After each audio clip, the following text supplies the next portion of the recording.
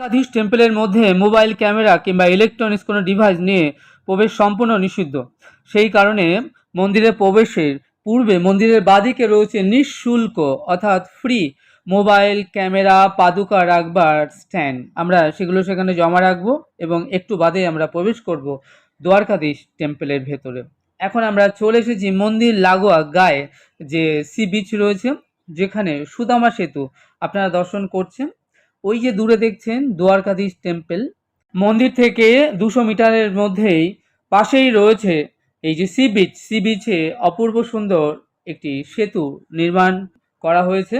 এই সেতুটি হলো সুদামা সেতু।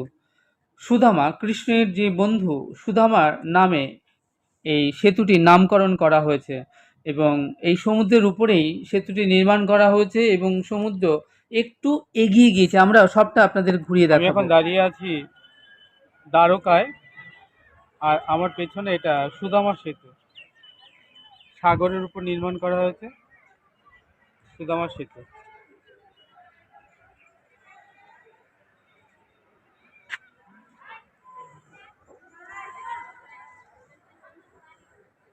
আপনারা দেখছেন দ্বারকায় দ্বারকাধীশ মন্দিরের পাশেই সুদামা সেতু নির্মাণ করা হয়েছে। এটা সুদামা সেতু মন্দির, দ্বারকাধীশ মন্দির।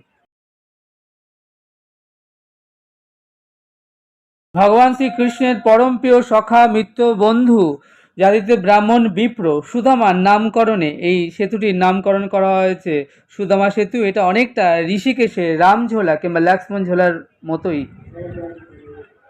আমার পেছনে দেখছেন সুদামা সেতু, দ্বারকাধীশ মন্দিরের পাশে। এটি সাগরের উপর নির্মাণ করা হয়েছে, অপূর্ব সুন্দর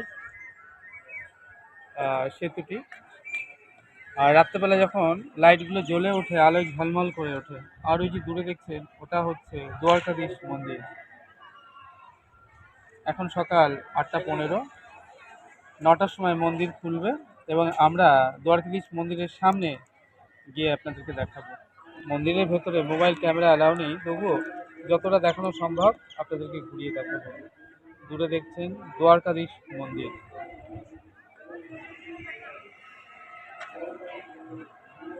আর এটা হলো সুদামা সেতু।